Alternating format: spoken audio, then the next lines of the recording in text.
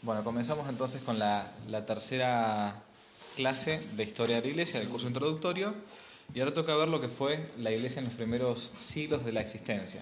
En los primeros siglos, vamos a ver concretamente hasta el siglo III o IV, no más que eso. Las pocas noticias que uno tiene de la expansión de la Iglesia hacia el extremo oriente, a lo que es India, China, van a contrastar con las abundantes que hay sobre el florecimiento de la Iglesia en Occidente, ¿no? Tenemos dentro de los límites del imperio, algo ya habíamos visto en la última clase, la enorme expansión que tuvo el cristianismo en el primer siglo después de Cristo, segundo siglo después de Cristo. Se sabe que ya a menos para la mitad del siglo II, 150 más o menos, ya había comunidades cristianas en todos los centros vitales de lo que era el Imperio Romano.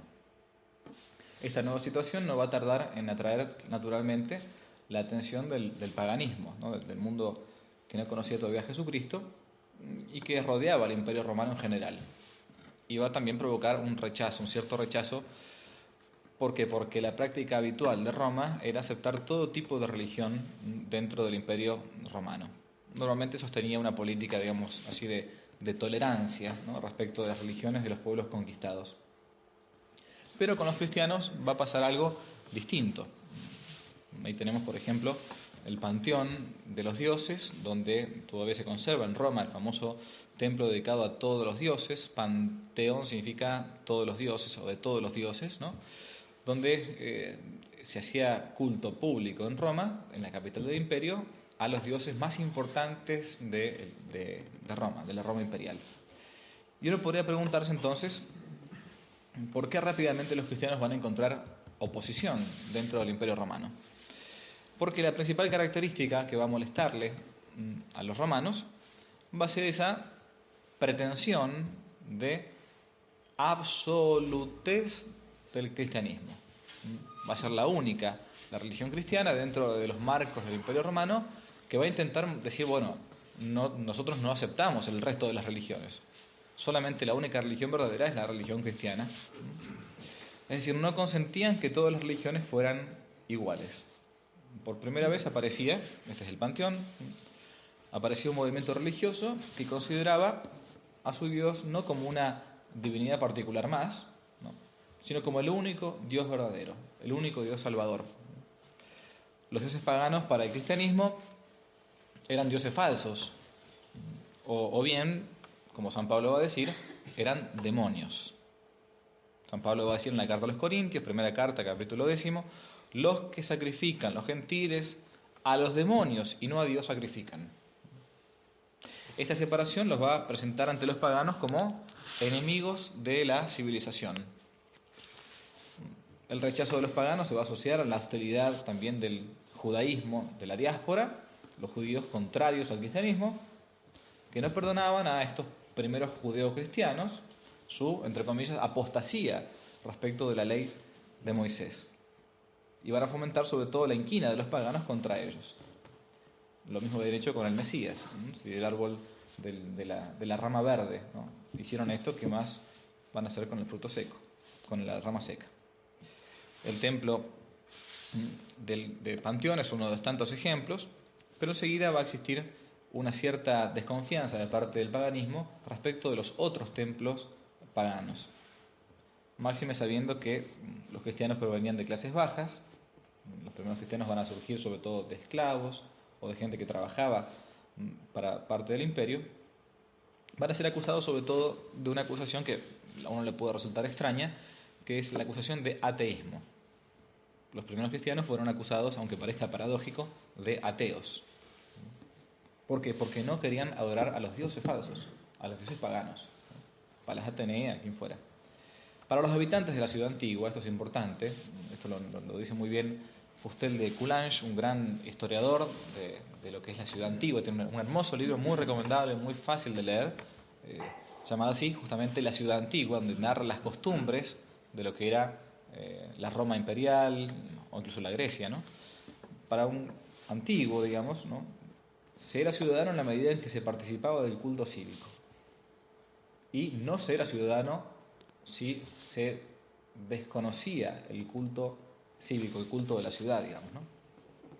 Respecto a los cristianos, además, se difundían fácilmente rumores calumniosos sobre las prácticas que tenían.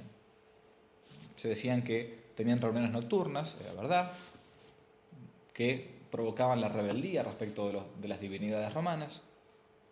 Por ejemplo, Tácito, un autor del primer siglo después de Cristo, autor romano después de Cristo, dice: esto es una superstición funesta que va cundiendo en toda Roma, donde confluye todo lo perverso y todo lo vergonzoso.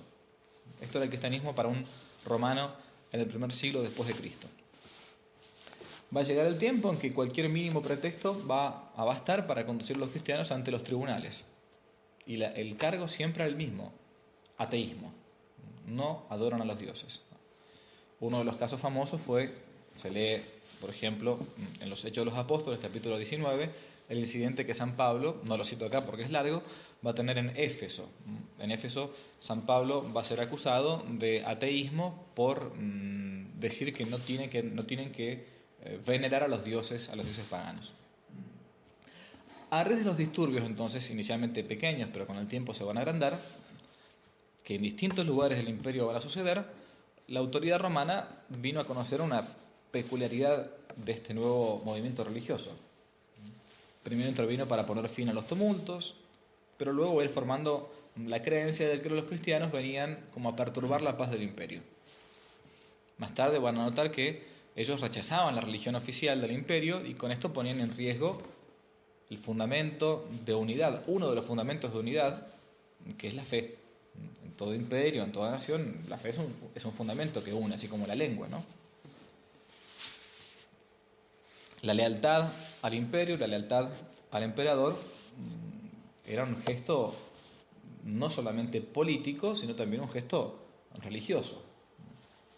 Acuérdense de lo que vimos en la clase pasada: el emperador, a su vez para Roma, era Dios, era Divus. No era un Dios encarnado, sí, pero al menos tenía el título de Divus, como vimos con el tema de Augusto. El enfrentamiento entonces entre el cristianismo y el imperio va a comenzar a manifestarse primero en escaramuzas aisladas, sueltas, de la población pagana, más aún teniendo en cuenta que judaísmo y cristianismo eran más o menos, para Roma, más o menos la misma cosa. Un cristiano era un sectario de judaísmo, un judaísmo que era conocido en Roma. Y va a ser en el año 50 en que, por ciertos tumultos, el emperador Claudio va a decretar, por causa de los cristianos, interesante el dato, por causa de los cristianos va a decretar por primera vez la expulsión de los judíos de Roma. Año 50, se lee, por ejemplo, en un texto de Suetonio, un historiador romano, dice así: el emperador Claudio expulsó de Roma a los judíos que provocaban alborotos continuamente a instigación de un tal Chrestos. Chrestos es Cristo, justamente Jesucristo. Entonces el emperador Claudio va a echar a los judíos de Roma por culpa de los cristianos, digamos, ¿no? Es justo ante esta expulsión que en torno al año 50 San Pablo va a conocer en Corintio a un matrimonio que va a ser muy muy conocido en los Hechos de los Apóstoles: Áquila y Priscila, que lo van a acompañar. Ellos justamente habían emigrado, se habían ido como judíos de Roma por la expulsión del emperador Claudio. Van a comenzar entonces las persecuciones, las primeras persecuciones del imperio, que van a merecer pena de muerte. En total van a ser 4, englobándolas a modo de resumen simplemente, las grandes persecuciones que va a tener el cristianismo bajo el imperio. En estas primeras 4 siempre la causa general va a ser esta acusación de ateísmo, pero en segundo lugar la persecución del judaísmo contra los cristianos que están instigando al mundo pagano para que fuesen perseguidos. La primera persecución, yo la menciono, después vamos a verla un poco más con detenimiento, va a ser la del emperador Nerón, el famoso emperador Nerón, la segunda la de Domiciano, la tercera la de emperador Trajano, emperador español, y la cuarta y última la de Marco Aurelio, entre otras. También la de Diocleciano, vamos a nombrar algunas de estas. ¿Cuáles eran las acusaciones en general respecto del ateísmo de los cristianos? En primer lugar, que eran exclusivistas. Valga la pena acá hacer una especie de paréntesis. Muchas de estas cosas de las que uno está, porque siempre la historia hay que verla en perspectiva contemporánea, ¿no? Como decía un autor italiano, toda historia es historia contemporánea. Es imposible escindir, dejar de lado la historia antigua y la historia moderna, ¿no? Entonces es interesante que uno haga el paralelo con nuestro cristianismo actual. Primera acusación: eran acusados de exclusivistas, es decir, hoy podemos decir de intolerantes, digamos, ¿no? O sea, que no aceptaban que otras religiones fuesen también, ¿no?, válidas, lícitas. Simplemente para un cristiano los dioses paganos eran demonios, eran falsos, no existían, era una idolatría, punto, sencillo. Su culto era ineficaz, por lo tanto no había que hacer ningún tipo de culto a Apolo o a Jano o a quien sea. En segundo lugar, promovían la reyesía de Jesucristo. No solamente había que rendir culto privado, sino que Cristo tenía que intentar reinar en toda la sociedad. Eso es la reyesía, Cristo es Rey, ¿no? Lo vemos nosotros en la fiesta de Cristo Rey. Solamente a Él se le puede rendir un culto verdadero. En tercer lugar, aunque parezca cómico, se los acusaba de proselitistas. Proselitistas. No se quedaban encerrados en sus casas, sino que hacían apostolado activo, una abierta propaganda de su fe para convencer a los demás. Esto que algunos dicen que puede ser un pecado, realmente no lo era, al contrario. Se decían que eran como ateos e impíos. ¿Por qué? Porque rechazaban la religión oficial, se negaban a adorar a los dioses del Estado romano. También se los acusaba de una superstición extranjera. Venían de afuera, venían de judaísmo, no era algo de tradición romana. La religión que practicaban no era reconocida todavía oficialmente por el Estado romano. Cometían sacrilegio, muchos de ellos, porque más de una vez rompían, sacrilegio para los romanos, porque destruían los templos, o destruían, mejor dicho, las estatuas de dioses falsos, ¿no? Así como uno dice, bueno, hoy por hoy uno destruye la estatua de, no sé, de Gauchito Gil o de, qué sé yo, lo que puede ser en Argentina. Bueno, eran tildados de sacrílegos porque rompían un templo pagano. En el caso famosísimo de, por ejemplo, San Patricio, que destruyó varios dioses falsos en Irlanda, es uno de los tantos ejemplos que uno podría dar. Y eran acusados de un delito, del delito de lesa majestad. Acá tenemos alguna imagen de destrucción de templos, ¿no? El delito de lesa majestad era no prestar el culto debido al divus emperador, al divino emperador, ¿no? ¿Qué significaba no pagar el culto debido? Especialmente no pagar una moneda llamada la dracma dedicada al emperador en calidad de divus imperator, de divino emperador, ¿no? Claro, no podían decir, no puedo yo entonces estar reconociendo implícitamente con el pago de un impuesto para solventar la divinidad de alguien que no es Dios. Por último, uno podría también, una de las tantas que se podría plantear es que eran acusados de practicar la magia. ¿Por qué la magia? Porque decían que expulsaban demonios, que guardaban y conservaban libros sagrados en lugares escondidos, la Biblia, las Sagradas Escrituras, que ahí contenía el tesoro. Entonces, bueno, para un romano hay que imaginarse que todo esto era bastante extraño. Bien. Los edictos de los emperadores conservaban siempre la fuerza de la ley y prohibían la profesión pública de fe cristiana. Y van a hacer que los cristianos tengan que escoger o entre la apostasía o la condena legal. Las penalidades de los inculpados, mientras durase el proceso, podían ir desde torturas hasta encerramiento sin luz, mala alimentación, cargar cadenas, etc. Al comparecer ante los tribunales se los podía torturar para que finalmente renegaran de esa nueva fe.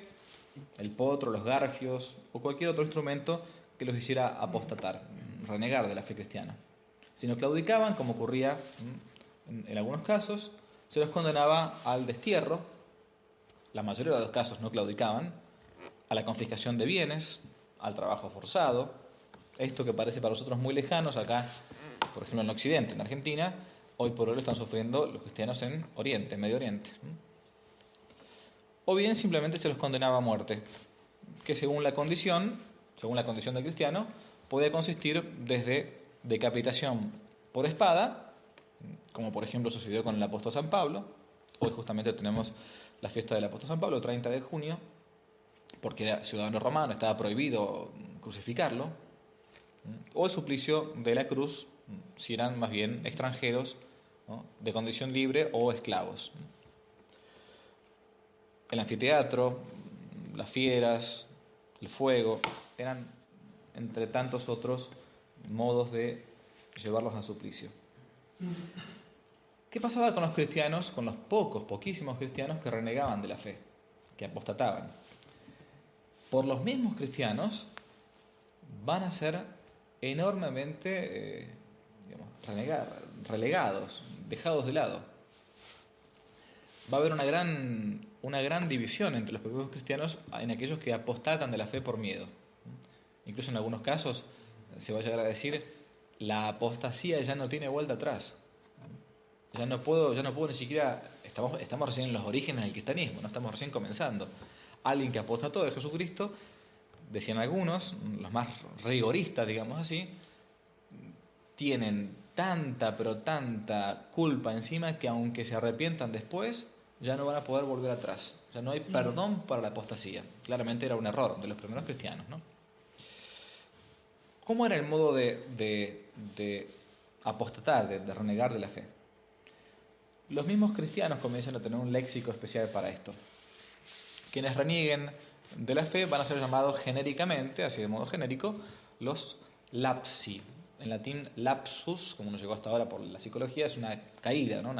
Lapsi eran los caídos, los que habían caído, los que realmente habían apostatado. Estos eran los lapsi en general. Y entre estos se dividían, entre los que renegaban de la fe, en tres grandes grupos, ¿no? Los sacrificati, los turificati y los libellatici.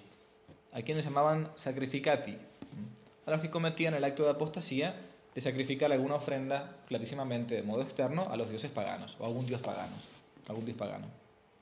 Los turificati, por turífero, viene de ahí del turíbulo, del incienso, ¿no? En fin, los que apostataban de su fe con el solo hecho de tocar o agarrar un granito mínimo de incienso y colocarlo en el lugar del fuego sagrado de X divinidad. Y por último, los más, hipócritas o políticamente correctos, que querían quedar bien con Dios y con el diablo, los llamados libellatici, que eran los que pagaban por un libelo, por un certificado, sin haber hecho el acto, ¿no? Un certificado de, bueno, yo hice esto, aunque no lo hice, ¿no? Es como si fuera una especie de coima para poder tener un certificado de buena conducta, digamos, ¿no? Algo así. Los libellatici por esto, por el libelo, por el texto que recibían, la factura, digamos, como si fuera la factura de la FIP sin haber pagado el impuesto. Bien. ¿Cuáles fueron las persecuciones? Dijimos que fueron 4 grandes persecuciones. La primera, y la que más va a agarrar, digamos, de improviso a los cristianos, va a ser la gran persecución del emperador Nerón, el famosísimo emperador Nerón. Las primeras medidas contra los cristianos las va a tomar este infame, insano, un hombre realmente absolutamente loco, que va a ser Nerón. Y se va a desatar especialmente a partir del famoso incendio que padeció Roma en el año 64 de nuestra era. Se nos relata que en aquella época se declaró un incendio espantoso en toda Roma. Esta es una famosa imagen del incendio de la ciudad de Roma. Los incendios eran frecuentes en Roma, era la capital del imperio, imaginémonos, absolutamente cosmopolita, muchísima gente pobre iba a vivir, como en todas las capitales, a los lugares, a la capital del imperio, quiero decir. Y en el año 64, concretamente en el mes de julio del 64, en los alrededores del Circo Máximo, hoy estaría como un poquito a las afueras, hoy por hoy no, en aquella época mejor dicho, como las afueras de Roma, se encontraban muchos barrios humildes, digamos hoy villas, miserias, digamos las favelas, ¿no? En ocasión de un incendio que se desató en el año 64, es que va a comenzar una gran persecución contra los cristianos. De los 14 barrios que existían en Roma, 10 van a perecer por las llamas en aquel momento. Las llamas avanzaban por las calles, la gente huía despavorida, muchísima gente que fallece en este incendio. Un drama que va a durar en la historia de Roma una semana entera. Muy conocido el incendio de Roma.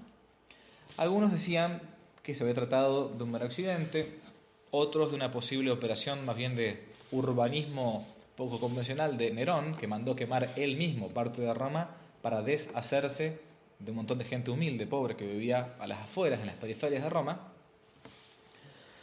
La mayoría de los romanos, sin embargo, planteaba que era un castigo de los dioses por la vida disipada y absolutamente loca del emperador Nerón. Nerón va a pasar a la historia como el más loco de los emperadores romanos, ¿no? Por ejemplo, una de las cosas que hizo Nerón fue mandar a cortarse las venas a su tutor, su preceptor, el famosísimo filósofo romano Séneca, muy famoso de Séneca. Mató, por ejemplo, a puntapiés a su mujer Popea. Bueno, hay que ver qué habrá hecho Popea también, ¿no? En ese sentido, no sea cosa. Después editamos esta parte del video, no lo dejamos. Pero va a ser esta misma Popea, esta mujer, pro-judía, según el historiador judío también Flavio Josefo, lo vimos la vez pasada, quien va a instigar a su propio esposo, antes de morir con algunas patadas, a cargar las tintas para que, como ella era pro-judía, intentar acusar a los cristianos del incendio de Roma. Un texto muy famoso del escritor romano Tácito dice así. Esto se encuentra en los anales de Tácito, es parte de la historia de Roma. Cito: para acallar los rumores sobre el incendio de Roma, Nerón señaló como culpables a unos individuos odiosos por sus abominaciones, a los que el vulgo llama ya cristianos. Este nombre les venía de un tal Chrestos, el cual durante el reinado de Tiberio, está hablando un romano, es hermoso el texto este porque un romano del siglo I, ¿no? Fue condenado a suplicio por el procurador Poncio Pilato. Reprimida de momento aquella execrable superstición, desbordaba de nuevo no solo en Judea, cuna de la calamidad, sino en Roma, a donde afluye de todas partes toda atrocidad o infamia conocida. Está hablando de Roma de aquella época, ¿no? Fueron detenidos primero los que confesaban su fe, luego, por indicación suya, otros muchos acusados no tanto de haber incendiado la ciudad, cuanto del odio contra el género humano. Hasta ahí fin de la cita de Tácito. Eran odiados como enemigos del género humano los cristianos. Nerón va a promulgar entonces,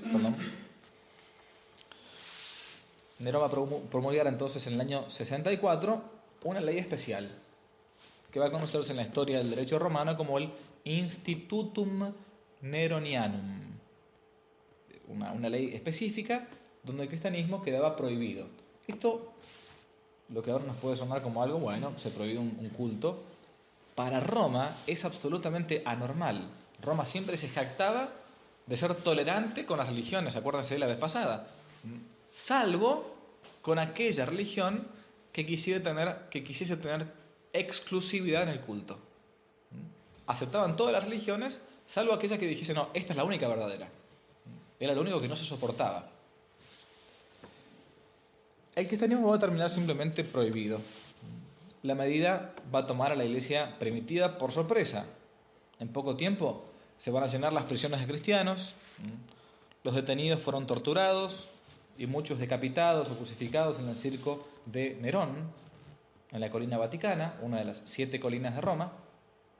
Según Tácito, este historiador romano que recién citamos, muchos fueron envueltos en pieles de animales para ser luego utilizados como presas de caza o acabar despedazados por las fieras en los juegos. A otros los convirtieron en antorchas vivas para iluminar con la grasa de la carne humana las calles de Roma. En ese hermoso testimonio que quedó para nosotros los católicos en esas actas llamadas las actas de los mártires, hermoso para algún día leer alguna parte por lo menos, se narran a partir de los procesos judiciales contra los cristianos cómo morían los primeros cristianos.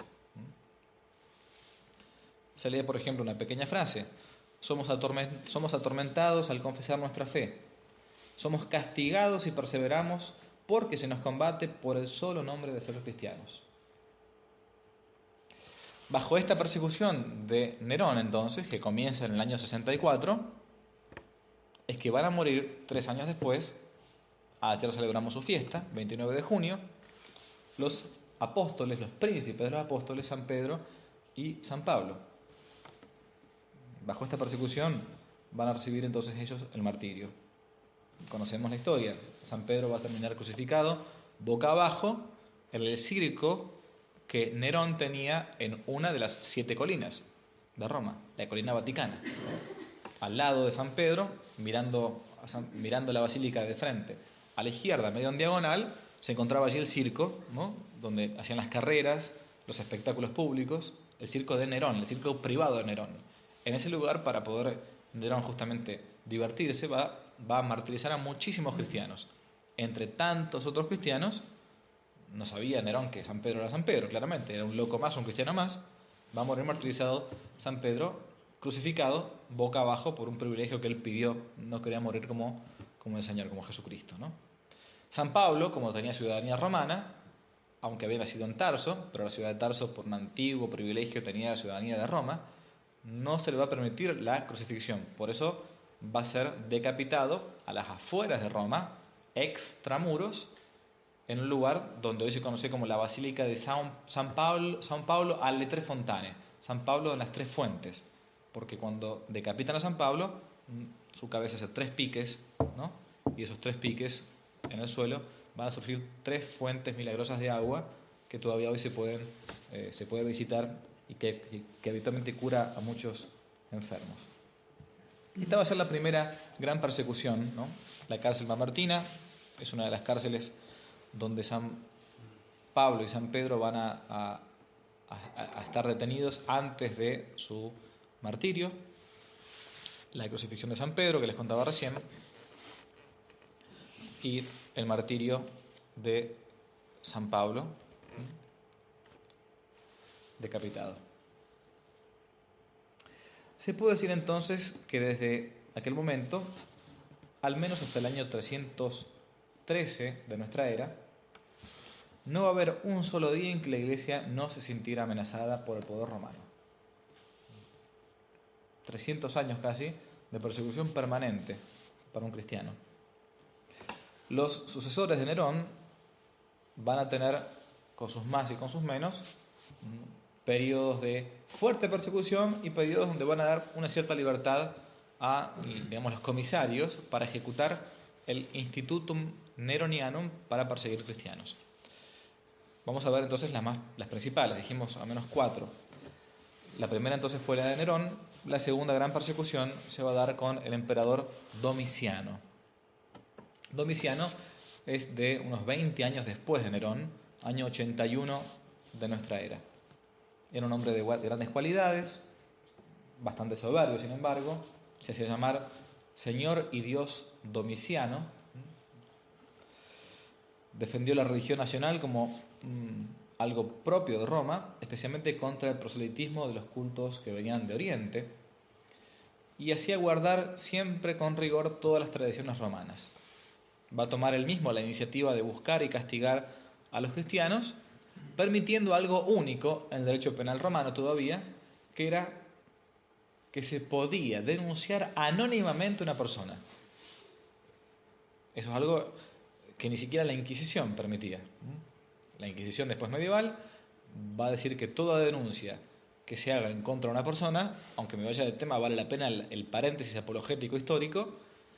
El que denunciaba a alguien a la Inquisición tenía que someterse a la pena o la ley del talión. Si era falsa la denuncia que hacía, la pena que se debería aplicar a la persona acusada le cabía a uno. Entonces cada uno se cuidaba bastante. Bueno, con el emperador Domiciano el derecho penal va a dar un cambio en Roma. se permitía la denuncia anónima contra cristianos, cosa que es caótico esto. Nadie sabe quién se hace cargo de la denuncia penal. El motivo de la persecución o del brote de persecución de Domiciano va a ser el hecho de que los cristianos se negaban a pagar una moneda llamada didracma. Didracma era una moneda especial, eran como 2 dracmas, y esa didracma que era destinada, que era obligada a pagar a los judeocristianos, llamémoslo así, era destinada para construir o terminar de construir el templo dedicado a Júpiter que se estaba dedicando en el mismo lugar donde se había destruido el templo famoso de Salomón. La clase pasada vimos la destrucción del templo de Salomón. En ese mismo lugar se va a construir primeramente un templo dedicado a Júpiter. Era una especie de mojada de oreja a los judíos, ¿no? Bien. Por esta época va a sufrir un intento de martirio el apóstol San Juan. Vamos a ver enseguida una imagen. Les quiero leer nada más que una frase breve de esta época del escritor ya cristiano Tertuliano. Decía así Tertuliano: los cristianos tienen la culpa de todos los males. Si el río Tíber se desborda o el río Nilo no riega sus campos, si el cielo está nublado, si la tierra tiembla, si hay hambre o guerra o peste, enseguida los paganos gritaban: a los leones los cristianos, mueran los cristianos. Todo era culpa de un cristiano. En esta época entonces San Juan va a sufrir el intento de martirio. Hay una pequeña iglesia, según la antigua tradición, medio a las afueras de Roma,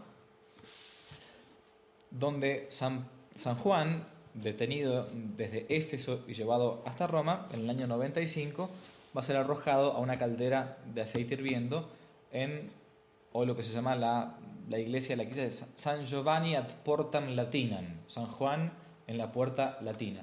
En ese lugar, una puerta, la vía latina. San Juan va a salir ileso y va a ser desterrado a la isla de Patmos, donde finalmente va a morir. Vamos a ver ahora una pequeña parte con un poco de audio de un video para que uno más o menos vea cómo funcionaba la situación en época cristiana. Es un extracto de una película muy recomendable, una antigua película llamada Quo Vadis, de la década del 60, por ahí más o menos. Esta es una versión de hace muy poquito, hecha por unos polacos, ¿no? Vamos a ver si funciona. La novela Quo Vadis es de un autor polaco llamado Sienkiewicz, ¿no? Y hace poquito nomás unos polacos han hecho una reedición de esta película. Vamos a ver si anda bien.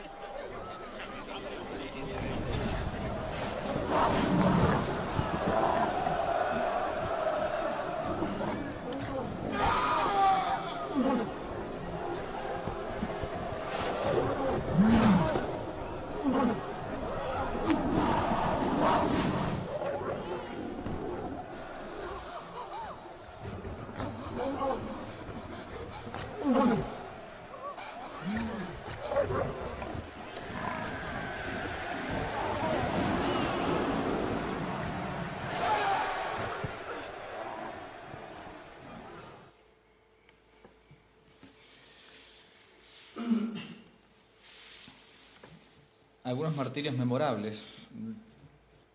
San Ignacio de Antioquía, martirizado también por esta época, en Roma, probablemente fue el niño a quien Cristo llamó para poner de ejemplo de inocencia, de humildad, que ustedes seguramente recordarán del Evangelio de San Mateo. Dice el Evangelio de San Mateo, capítulo 18, Cristo llamó a un niño, lo puso en medio de ellos y dijo: os aseguro que si no os hacéis como niños, no entraréis en el reino de los cielos. Su testimonio hasta el día de hoy sigue emocionando a quien lo lee. Se lee cada vez que es la fiesta de San Ignacio de Antioquía en el oficio de lectura, en la liturgia de las horas, ¿no? Dice: yo estoy escribiendo a todas las iglesias y a todas les encarezco lo mismo, que moriré de buena gana por Dios con tal que vosotros no me lo impidáis. Os lo pido por favor, no me demostréis una benevolencia inoportuna. Dejad que sea pasto de las fieras, ya que ello me hará posible alcanzar a Dios. Esta frase que viene ahora es muy conocida. Yo soy trigo de Dios, y he de ser molido por los dientes de las fieras para llegar a ser pan limpio de Cristo. Rogad por mí a Cristo para que por medio de estos instrumentos llegue a ser una víctima para Dios. Nerón entonces por un lado, Domiciano por otro. Vendrá la tercera persecución del emperador Trajano. Las antiguas leyes que consideraban al cristianismo como una religión ilícita se van a suavizar bastante con Trajano por un documento llamado el Rescripto de Trajano, por el cual se disponía que, si bien había que perseguir a los cristianos, no había que ir a buscarlos directamente, sino que solamente se los podía castigar cuando alguien hubiese realizado una denuncia, pero de oficio el Estado romano no iba a ir a buscarlos. La segunda disposición importante del Rescripto de Trajano va a ser que si un acusado se declaraba dispuesto a dejar de ser cristiano y lo acreditaba honrando públicamente a los dioses paganos, simplemente no se le imputaba el cargo, no se lo condenaba, no se le quitaban los bienes, como pasaba entonces, aunque uno igual se hubiese arrepentido o lo hubiese hecho, digamos, ¿no? Hubiese apostatado.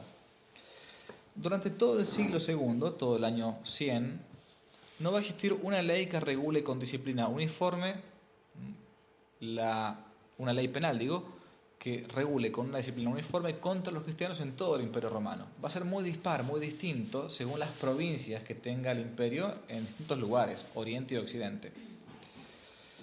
Pero el siglo ya III va a encontrar en Roma, bajo el inicio, una gran decadencia. Y la cosa va a comenzar a cambiar. El poder del emperador va a comenzar a declinar y van a tomar más autoridad y más fuerza los distintos generales o gobernadores del imperio en lugares muy apartados. Un gran historiador francés, Daniel Robs, va a decir sobre la época que las fuerzas de destrucción actuaban cada vez con más eficacia, no solo en política, sino en todos los órdenes. Ni el arte, ni la moral, ni la literatura, ni la vida social presentaban ya esos caracteres de vitalidad y equilibrio propio de las grandes épocas. Roma comenzaba a declinar, a decaer. Y de este modo también en el siglo III va a comenzar una larga dictadura, una larga serie de dictaduras militares, dictaduras en el sentido romano del término, donde los ejércitos hacían y deshacían a los emperadores. Cada ejército de cada provincia sabía que si apoyaba a un general podía llegar a ser después, ¿no?, emperador, como pasó por ejemplo con el general Vespasiano. ¿Se acuerdan que la vez pasada vimos Vespasiano era el general que estaba en Judea, que fue a atacar Judea y después terminó siendo emperador? Los soldados que apoyaban a ese general terminaban entonces logrando un lugarcito acomodado dentro del imperio. Una nueva tempestad va a comenzar a fraguarse entonces con esta corriente de generales que van a sucederse como emperadores.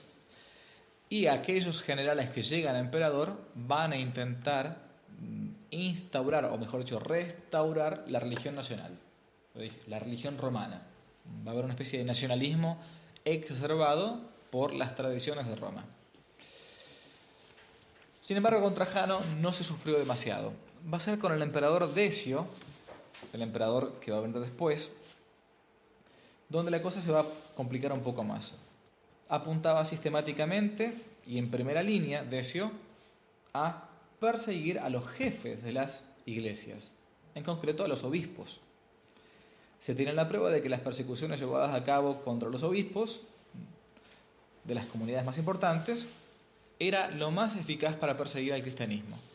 Si el obispo claudicaba, si el obispo era temeroso, entonces todo el rebaño también iba a claudicar, era lo más sencillo. Este era el mapa del imperio a la época del emperador Decio, y después de Decio va a llegar la gran persecución, la más fuerte, quizás la más dura, que es la que se ve habitualmente en todos los libros después de la de Nerón, que va a ser la del emperador Diocleciano. Ante Diocleciano, sin lugar a duda, esto uno lo puede ver en cualquier historia de la Iglesia, las persecuciones se van a agudizar al máximo. El primer edicto general contra los cristianos del emperador Diocleciano va a ser en el año 303 de nuestra era, iniciando ya el siglo IV. ¿Qué es lo que impedía? Prohibía la asamblea cristiana, o sea, la reunión cristiana, la destrucción de las pequeñas iglesias. Las primeras iglesias eran simplemente, como se les llamaba en latín, domus ecclesiae. Se practicaba el culto en las casas cristianas, ¿no? En las casas cristianas. La abjuración de todos los cristianos que tuvieran alguna función pública, se impedía que un cristiano llegase a la vida pública, y la privación de los cargos, de los títulos, de las dignidades de los cristianos, y la pérdida, en general, hablando de modo genérico, de todo derecho ante los tribunales civiles de Roma. El edicto ordenaba también al clero ofrecer sacrificios a los dioses bajo pena de tormento o de muerte. Y también incluso se va a extender la obligación de sacrificar a todo tipo de cristiano. O sea, es decir, todo cristiano, por el hecho de ser ciudadano de Roma, tenía que sacrificar a los dioses. Y el objetivo principal era obtener por cualquier medio la apostasía, renegar de la fe. Fue en la última y quizás la peor de las persecuciones que tuvo que sufrir la Iglesia. De estas épocas se nos narra, por ejemplo, esto que voy a leer ahora. En Arabia, parte del Imperio Romano, se mataba a hachazos. En Capadocia colgaban algunos de los pies cabeza abajo y encendían debajo de ellos una hoguera para que el humo los ahogase. Algunas veces cortaban la nariz, las orejas, la lengua. En el Ponto hundían bajo las uñas cañas afiladas y vertían plomo fundido en las partes más sensibles del cuerpo. De esta época son algunos de los mártires más famosos que también nosotros hoy recordamos en el canon romano, en la misa. Santa Lucía, por ejemplo, son todos, cuando uno escucha en la misa el canon romano, o también llamado la plegaria eucarística número 1, son todos mártires de los primeros siglos del cristianismo. San Cosme, Santa Inés, San Damián, Santa Catalina de Alejandría, una santa que se le va a tener muchísima, pero muchísima devoción en la iglesia, por nosotros muy poco conocida. Catalina es mártir de Alejandría de Egipto. Va a ser martirizada con una rueda con pinches, ¿no? San Sebastián, soldado romano, se encuentra en las catacumbas de San Sebastián, ¿no? Va a ser matado a flechazos, o va en un intento. Vamos a narrar nada más que al menos dos de estos grandes martirios, que son martirios colectivos. Uno, y muy conocido por entonces, fue el martirio de la Legión Tebana. El testimonio mayor en número se dio bajo el gobierno de un tal Maximiano, y aquí va a ser entonces el martirio, el testimonio de esta legión de Tebas de Egipto. Con este nombre se va a conocer la legión que fue reclutada en la Tebaida de Egipto, al sur del Nilo, al sur de Egipto. Guarda con Tebas que hay dos Tebas, una Tebas en Grecia, del famoso Edipo de Tebas, el parricida, digamos, ¿no? Y otra Tebas de Egipto, al sur de Egipto, de ahí viene el nombre de la Tebaida, que es donde más adelante, Dios mediante, veremos que fue la Tebaida cuando veamos el tema del monacato oriental, el nacimiento del monacato, el lugar donde van a ser el monasticismo, el monaquismo cristiano, sobre todo en Oriente, en Medio Oriente. De esta región era compuesta esta legión, estaba al frente de San Mauricio y dos oficiales subalternos que van a ser conocidos con el nombre de San Exuperio y San Cándido, de ahí Saint-Exupéry, ¿no? El autor del Principito, San Exuperio, el apellido viene probablemente de acá. Esta legión, por orden del emperador, va a ser diezmada al menos 2 veces, es decir, se echaba suerte sobre 10 hombres y a los designados se les cortaba la cabeza. Y posteriormente va a ser exterminada en su totalidad. Eran alrededor de 6.000 hombres. Este es un famoso cuadro, el que está aquí en pantalla, del Greco. Se encuentra en el monasterio del Escorial y fue mandado a pintar por Felipe II. El famoso rey emperador de España, Felipe II, era muy devoto de la legión tebana, la legión San Mauricio y la legión tebana.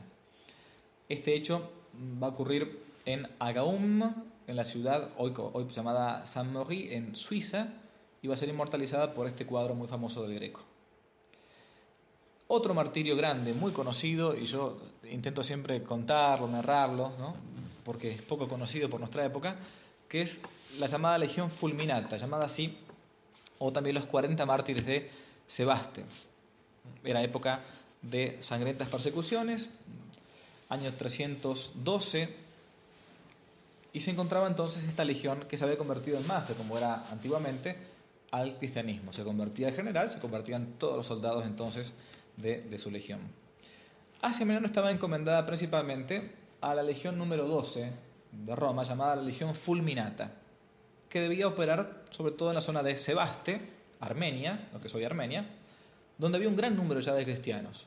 Armenia es la primera nación que se convierte en masa en Oriente al cristianismo. En Occidente va a ser, ¿no?, Francia, por eso se le llama Francia la hija primogénita de la Iglesia, pero en realidad los franceses, quizás a veces por pedantería, dicen somos los primeros, pero en realidad es Armenia.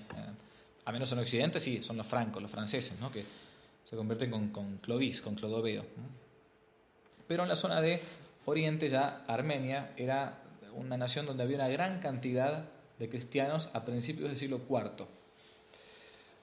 Por entonces se nos narra lo que San Gregorio de Niza, uno de los grandes padres de la Iglesia de los primeros siglos, fue lo que pasó con la Legión Fulminata. El prefecto trató de intimidar a estos soldados para que renieguen de su propia fe. Así narra San Gregorio lo que sucedió. El prefecto pensaba, dice San Gregorio, si los amenazo con la espada, no reaccionarán porque están familiarizados con aquella desde su infancia. Eran militares. Si los someto a otros suplicios, los sufrirán generosamente. Tampoco sus cuerpos, curtidos por el sol y el aire, temerán el martirio del fuego. El prefecto se encontraba con una dificultad. ¿Cómo los martirizo a estos hombres? Pensó entonces en un suplicio más molesto y más largo. Eran 40 soldados cristianos, firmes en su fe. Serían condenados a morir de aterimiento, es decir, de congelamiento. En pleno invierno, desnudos, serán introducidos en un estanque helado hasta morir. El lugar elegido para la ejecución, para dar incluso mayor impresión a los mártires militares, era el amplio patio delante de las termas de Sebaste, desde donde los condenados veían el vapor del calidarium, el lugar donde surgía, ¿no?, del agua termal caliente, el agua caliente. Era como una invitación a la apostasía. Bastaba con salir del agua fría, pasar al calidarium, y simplemente esa era la única prueba que les pedía el prefecto. Bastaban solo algunos pasos. Las horas corrían y ninguno de los condenados se alejaba de la explanada helada. San Basilio Magno, otro padre de la Iglesia, nos cuenta que se animaban mutuamente a permanecer fieles con esta oración: Señor, 40 entramos en la batalla, 40 coronas te pedimos. Los soldados que los custodiaban asistían como estupefactos a esta escena. De repente, uno de los condenados, extenuado por los espasmos, salió del estanque y, arrastrándose como pudo, se dirigió hacia el calor de los baños termales, apostatando así de su fe. Se hizo un silencio aterrador, pero los mártires seguían diciendo: Señor, 40 entramos en batalla, 40 coronas te pedimos. Eran 39. 40 entramos en batalla, 40 coronas te pedimos. Consternado por la escena, uno de los verdugos, movido por la entereza de los mártires, se despojó de su armadura, se lanzó al lago helado y gritó con ellos: Señor, 40 entramos en batalla, 40 coronas te pedimos. Este es el martirio emocionante de los mártires de la Legión Fulminata. El testimonio de los mártires fue gigantesco. Por eso Tertuliano va a decir esta famosa frase, que la sangre de los mártires es semilla de nuevos cristianos. Los paganos se van a cansar de matar, pero antes se van a cansar de matar antes que los cristianos de morir. Junto al testimonio de la palabra, el testimonio de la sangre confirmaba la veracidad de la Iglesia. No existía gente que muriese por su fe. Pronto los cuerpos de los mártires y el lugar donde habían sufrido el martirio se van a convertir en objeto de culto especial. Los primeros cristianos van a comenzar a tener una gran veneración por aquellos que morían por Cristo. Fue la primera forma del culto de los santos que se conocen y de las reliquias, ¿no? Al término del relato de la pasión de otro santo padre de la Iglesia, San Policarpo, se lee: recogimos sus huesos de mayor valor que las piedras preciosas, más estimados que el oro, y los depositamos en un lugar que fuera digno de ellos. Allí es, en la medida de lo posible, donde con la ayuda del Señor nos reunimos para celebrar alborozados el aniversario de este día en que por el martirio Policarpo nació para Dios.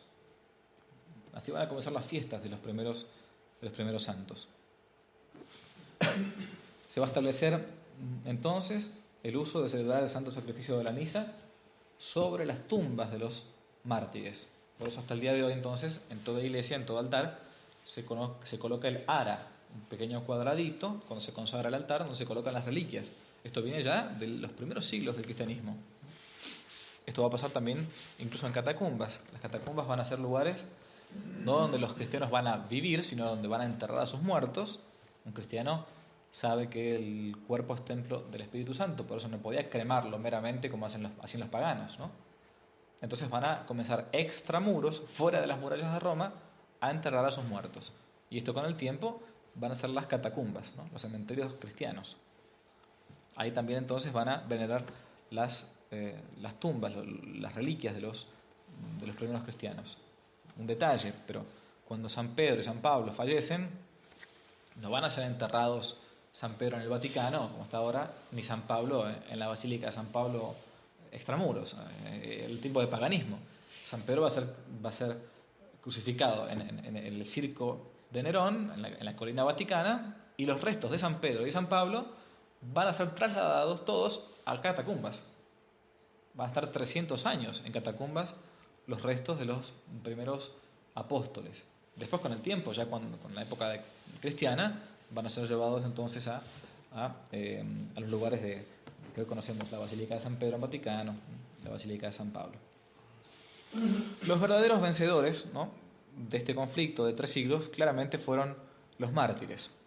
Se calcula que durante los primeros 3 siglos del cristianismo hubo alrededor de 7 millones de mártires en todo el Imperio Romano. Tertuliano, ya cristiano, llegó a dirigir contra los perseguidores que calificaban de secta al cristianismo estas palabras: no destruiréis nuestro grupo. Sabedlo bien, cuando creéis que lo herís, lo fortificáis. Algunas imágenes de catacumbas, los primeros lugares donde los cristianos van a recibir la sepultura. Martirios memorables, muchos de estos: Santa Cecilia, casi todos por negarse a entregar su virginidad o a casarse con un pagano o a apostatar de su propia fe. Un martirio muy conocido es el de Santa Cecilia. Por su fe en la Santísima Trinidad va a terminar siendo degollada, por eso es que muere con dioses uno y estrino, ¿no?, el signo que tiene en la escultura, el dedo. Las catacumbas también van a ser claramente un lugar donde va a comenzar el primer arte cristiano, el arte paleocristiano. Son estos lugares, no me puedo detener mucho en este tema porque sería demasiado largo, donde se va a desarrollar sobre todo el arte simbólico, figurativo, porque para evitar que fuesen profanadas las tumbas y que hubiesen tiempos de persecución, destrucción de reliquias de los santos, dispersión de las reliquias, los primeros cristianos van a comenzar con figuras que parecen ser simbólicas, como entre comillas ambiguas. La figura de un pastor llevando una oveja, claramente la figura del buen pastor, de Jesucristo, ¿no? Pero esta figura también existía ya en tiempos de Roma, el pastor con su propia oveja. El famoso anagrama de los cristianos, el pescado, ¿no? Porque cada una de las letras de la palabra pez en griego, la primera letra es una iota, ¿no? Ichthys, se dice así, ichthys se dice así en griego. La primera, Jesús, la I corresponde a Jesús, la J, Christos, ¿no?, y Jesucristo. La del medio, ichthys, ¿no?, la Z griega, Theos, que significa Dios, ¿no?, Hios, que significa hijo, y Soter, Salvador. Jesucristo, Hijo de Dios Salvador. Es como una especie de acróstico, ¿no? Por eso con el P simplemente en una puerta o en una tumba era bastante para decir que era una persona cristiana. No nos detenemos mucho en esto. Vamos a llegar entonces ya al final de esta clase con el advenimiento del emperador Constantino.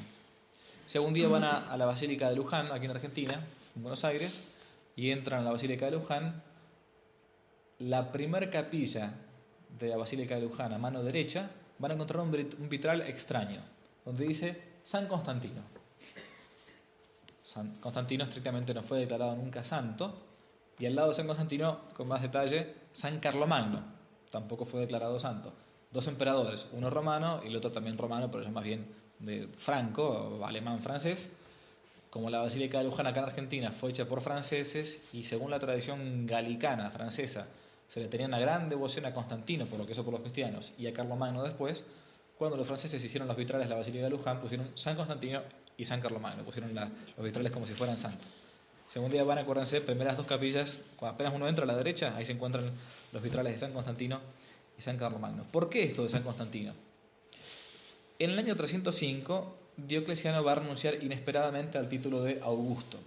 Y a partir de acá se va a desatar una batalla por la sucesión del imperio, del emperador. Al menos 2 contrincantes, para resumir, son los que van a tratar de disputarse el título. Un general llamado Magencio y Constantino. Constantino había sido educado en una corte pagana, pero era de madre cristiana. Santa Elena, su propia madre, ya era cristiana. Él se había incluso rodeado de gente cristiana, aunque él se declaraba todavía agnóstico, o al menos pagano, para no decir ateo. Lactancio, un gran poeta romano, va a ser consejero, por ejemplo, de Constantino.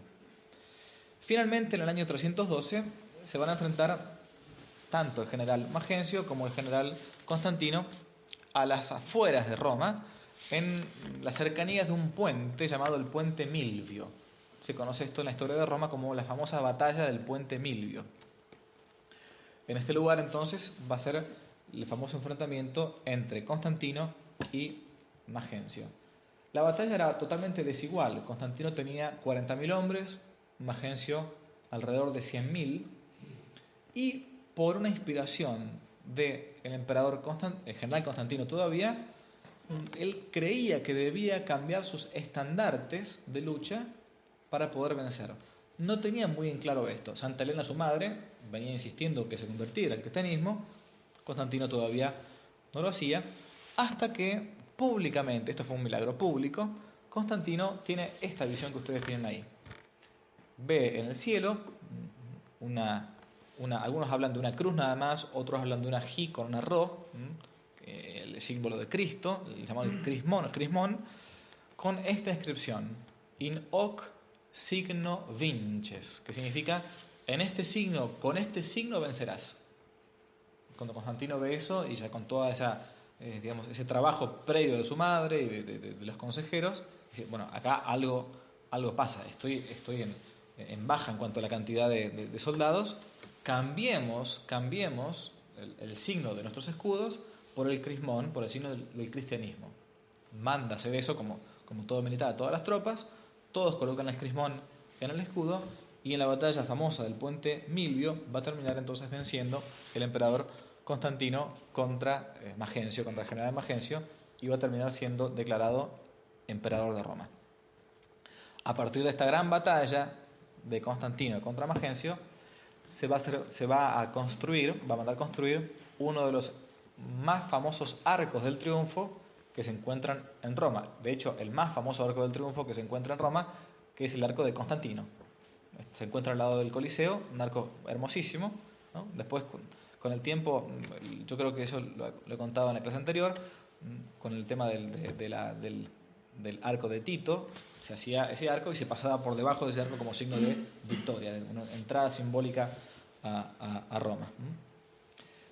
Constantino, ya entonces, al haber subido al trono, va a decidir bautizarse, pero no todavía. Era común por entonces que cuando los cristianos se daban cuenta que el bautismo borraba el pecado actual, el pecado original, muchos decían, bueno, entonces espero hasta el final de mi vida y me bautizo en el lecho de muerte, cosa que vivo la dolce vita hasta el final. El tema es que uno nunca sabe cuándo es la fecha de vencimiento, si no es muy sencillo. Constantino va a ser finalmente bautizado, pero al final de su vida, cuando está bastante enfermo, pero va a morir finalmente cristiano. Algunos discuten si murió cristiano ortodoxo, o sea, de buena doctrina, o cristiano más bien de una corriente que veremos Dios mediante la clase siguiente, llamada al arrianismo, ¿no? Pero bueno, es una discusión que acá por el momento no entramos. Lo importante va a ser que Constantino va a declarar en la ciudad de Milán, en el año 313 de nuestra era, el cristianismo, a la religión cristiana, como una religión lícita. A partir de este momento, entonces, el cristianismo, con el edicto de Milán, año 313 de nuestra era, ya no va a tener más ese sufrimiento de la persecución por ser una religión ilícita dentro de Roma. Como consecuencia de este edicto de Milán, se van a abrir las puertas de la sociedad política a los cristianos y se va a poner finalmente fin a esa persecución sangrienta que recibió entonces el cristianismo a partir del imperio, de los primeros siglos del imperio. Una hermosa frase de Tertuliano, con la que terminamos por ahora, es esta que Tertuliano dice: somos de ayer y sin embargo llenamos vuestro imperio. Tenían muy poquitos siglos, el cristianismo, piensen que era nada, eran apenas 300 años, que no era nada, y ya poco a poco entonces terminaron conquistando incluso un imperio tan grande como el romano. Y con esto terminamos entonces con la tercera clase de Historia de la Iglesia y las persecuciones. Muchas gracias. Nada más.